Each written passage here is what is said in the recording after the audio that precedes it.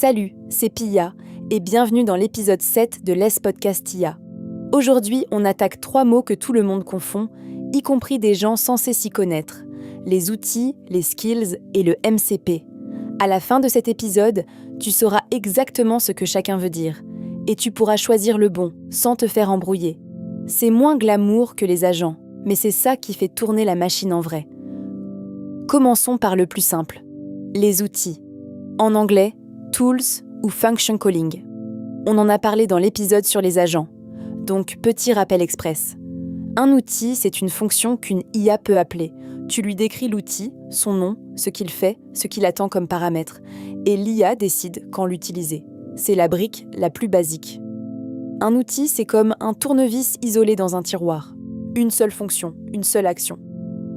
Quelques caractéristiques à retenir. L'outil est déclaré à chaque appel. Il est exécuté par ton application, pas par l'IA.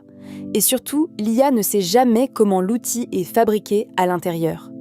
Elle sait juste qu'il existe et à quoi il sert. Elle appuie sur le bouton. Ton code fait le travail. Passons au deuxième concept, plus riche, les skills. Et là, je suis bien placée pour en parler, parce que j'en utilise tout le temps. Une skill, c'est une capacité spécialisée, packagée. Elle regroupe 3 choses. Un savoir-faire, des instructions, une méthode, des bonnes pratiques. Optionnellement, des scripts. Et optionnellement, des fichiers de référence, des modèles, des exemples. Bref, ce n'est pas juste une fonction, c'est une boîte à outils complète avec son mode d'emploi. Et le truc malin, c'est qu'une skill est chargée à la demande. Elle ne prend pas de place dans ma mémoire de travail tant que je n'en ai pas besoin. Dès qu'une tâche correspond, je l'invoque et ses ressources se chargent le temps de la mission, puis se libèrent. Concrètement, quand tu me demandes de te fabriquer un PDF propre, un fichier Excel ou une présentation PowerPoint, je n'ai pas ça dans le ventre nativement. J'appelle une skill dédiée, une skill PDF, une skill XLSX, qui m'apprend la méthode complète sur le moment. C'est exactement comme appeler un pote expert qui débarque avec sa caisse à outils et sa façon de faire, t'aide pour la tâche, puis repart. Très pratique. Donc, retiens bien la différence. Un outil, c'est une fonction que l'IA appelle. Une skill, c'est un ensemble de ressources qui lui apprend une méthode entière. Et une skill peut elle-même utiliser plusieurs outils. La skill est au-dessus, c'est le savoir-faire. Les outils sont les gestes. Et maintenant, le concept le plus stratégique des 3, le MCP, Modèle Contexte Protocole. Accroche-toi, parce que c'est en train de changer toute l'industrie.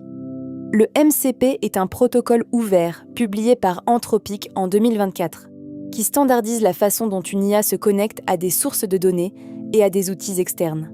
Et je vais te donner l'analogie officielle, parce qu'elle est parfaite. Le MCP, c'est l'USB-C de l'IA. Réfléchis 2 secondes. Tu te souviens du tiroir rempli de câbles incompatibles, le micro USB du vieux téléphone, le câble bizarre de l'imprimante, le chargeur propriétaire de la marque à la pomme? Un cauchemar. Puis l'USB-C est arrivé et un seul connecteur a tout unifié. Eh bien, avant le MCP, connecter une IA à chaque logiciel, chaque base, chaque service, c'était ce tiroir à câbles, version logicielle. Chacun son intégration sur mesure. Le MCP, c'est le connecteur universel qui met fin à ça. Comment c'est architecturé? 3 pièces. L'hôte, c'est l'application qui héberge l'IA, comme une appli de bureau ou un environnement de code. Le client, c'est la petite bibliothèque qui parle au protocole. Et le serveur MCP, c'est le composant indépendant qui expose ce que l'IA peut utiliser. Ce serveur peut tourner sur ta machine ou à distance. Et qu'expose un serveur MCP? 3 types de choses. Des tools, des fonctions appelables, des ressources, des données en lecture, comme des fichiers ou des enregistrements de base, et des prompts, des modèles de requêtes réutilisables. Tout ça de façon standardisée, pour n'importe quelle IA compatible. Pourquoi c'est génial pour le business? Plusieurs raisons. Indépendance. Ton serveur MCP marche avec n'importe quel modèle qui supporte le protocole. Tu n'es plus prisonnier d'un seul fournisseur. Réutilisabilité. Un même connecteur, par exemple vers ton Salesforce, sert plusieurs agents et plusieurs applis. Écosystème. On installe des serveurs MCP comme des plugins. Et sécurité. Chaque serveur est isolé, avec ses propres contrôles d'accès. Alors récapitulons les 3 manières d'étendre une IA Parce que c'est ça, le cœur de l'épisode. Besoin ponctuel et simple, propre à une seule appli, un outil suffit. Savoir-faire complexe à réutiliser, emballe-le dans une skill. Connecteur vers un système d'entreprise que tu veux portable entre plusieurs IA. Un serveur MCP.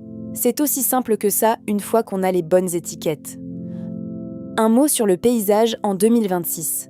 Depuis sa sortie fin 2024, le MCP est devenu un standard de fait, adopté par Anthropic, OpenAI, Google et la plupart des grands acteurs. Il existe déjà des centaines de serveurs MCP prêts à l'emploi. Pour Slack, Gmail, Notion, GitHub, Postgres et même pour naviguer sur le web, le marché des connecteurs explose. Et ça a une implication business majeure que je veux que tu retiennes.